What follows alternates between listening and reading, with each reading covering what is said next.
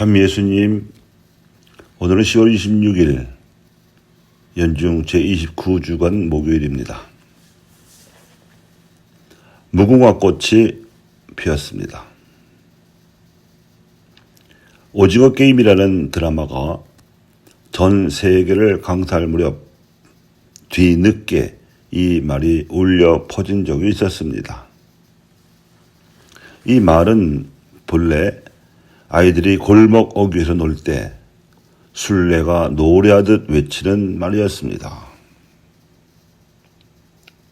술래가 눈을 감고 이 말을 노래하다가 문장이 끝나는 순간에는 출발선으로부터 목표선까지 이동하던 모든 어린이들이 멈추어야 합니다.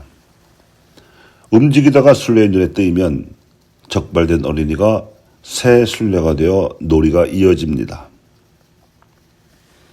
이 노랫말에 무궁화가 들어가게 된 이유는 일본 제국주의자들이 가닥한 통치로 우리 민족을 억누르던 시기에 어린이들에게 결의 어를 잊지 않도록 해주고 싶어서 고안된 노랫말이었기 때문이라고 전해지지요. 오늘 복음과 독서로 말씀하시는 예수님과 사도 바오로 모두 무궁화 놀이의 술래처럼 일단 멈추라고 급박하게 알리는 외침 같습니다. 예수님께서는 사랑을 잊어버린 세대를 향해서 사랑의 불을 지르러 왔다고 말씀하시고, 바오로는 더 이상 육의 나약성에 빠져 있지 말고 의로움을 배우고 거룩하게 살아가라고 권고하고 있어서 그렇습니다. 예수님께서 보시기에 세상은 탐욕으로 가득 차서 사랑에 메말랐으며 서로 갈라져 있습니다. 그래서 메시아적 백성을 모으시려는 예수님께서 그 사도가 되어야 할 제자들에게 주시는 마지막 수칙은 시대의 징표에 대해 깨어있으면서 사랑의 불을 지르라는 말씀입니다. 알렉산드리아의 키르로스 교부도 말하기를 예수님께서는 당신의 순환과 죽음을 종말의 불을 당기는 불쏘시개로 묘사했습니다.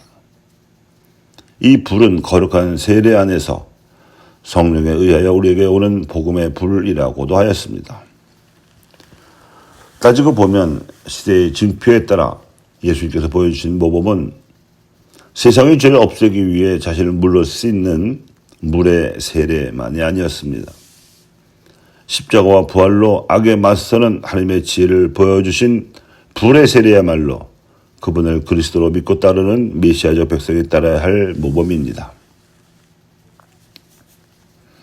로마 제국에 만연되어 있던 우상 숭배에 신자들마저 물들었던 과거 행실에 대해 답답했던지 바오로는 눈높이를 아주 낮추어서 나지막히 그러나 단단히 경고했습니다. 나는 여러분이 지닌 육의 나약성 때문에 여러분의 방식으로 말합니다.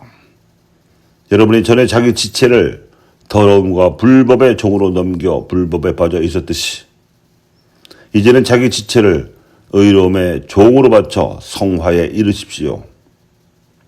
로마서 6장 19절의 말씀입니다.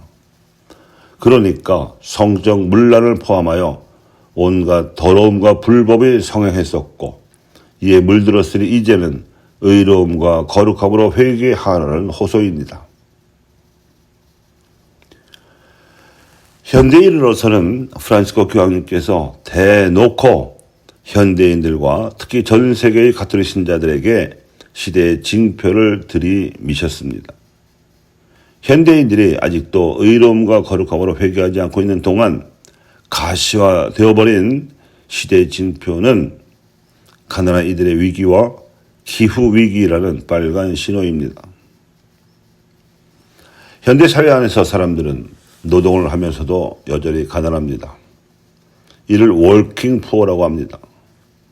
이농 현상을 통한 도시 빈민의 증가 현상이 그러하고 인건비를 줄이기 위한 정리해고와 날이 갈수록 늘어나는 비정규직 문제가 또한 그러합니다. 가정을 이끌어 나가기 위한 맞벌이 부부가 대세가 되어가는 가운데 뒤따르는 양육의 어려움이 가중되고 있습니다. 가격이 천정부지로 솟구치는 주택시장의 논리 앞에서 전 월세와 임대주택 등으로 분리되는 사람들의 모습이 오늘날 가난의 현 주소입니다. 성장 중심의 경제 정책은 세계적으로도 이주민 문제라는 가난의 새로운 형태를 만들어냈습니다.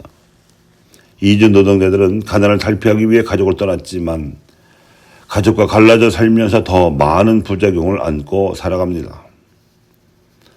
가장이 떠난 자리에 질병과 이혼, 사고 등이 더해져 한 부모와 조선 가정의 문제는 가족 혼란 현상의 대표적 사례가 된 지 오래입니다.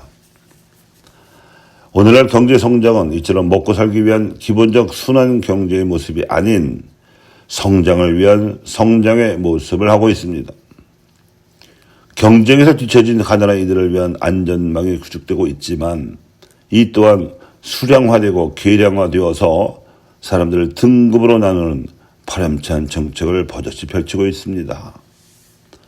복지 혜택을 기다리는 사람들조차 서로 경쟁을 해야 하고 때로는 자신의 차례를 앞당기기 위해 서류를 조작하는 일도 서슴지 않게 되는 일이 비일비재하게 벌어집니다. 구조적 가난에서 영원히 벗어날 수 없는 셈입니다.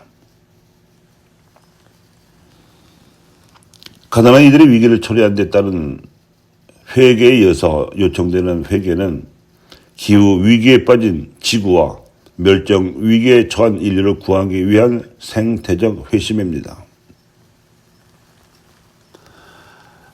프란치스코 교황님께서 요청하신 이 생태적 회심을 하기 위한 기도가 있습니다.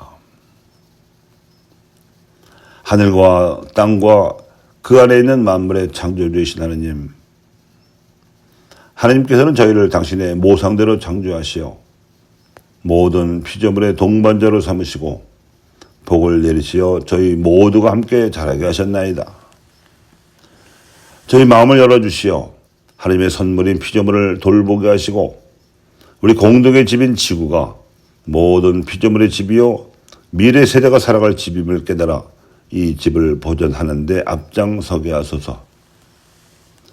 저희에게 용기를 주시어 기후 위기를 극복하기 위하여 연대하고 공동선을 추구하는 구체적 노력을 기꺼이 받아들여 참된 생태적 회개를 이루게 하소서. 지금 그 어느 때보다도 저희 모두가 서로 연결되어 있음을 절감하여 지구의 울부짖음과 가난한 이들의 부르짖음에 귀 기울이고 응답할 수 있게 하소서.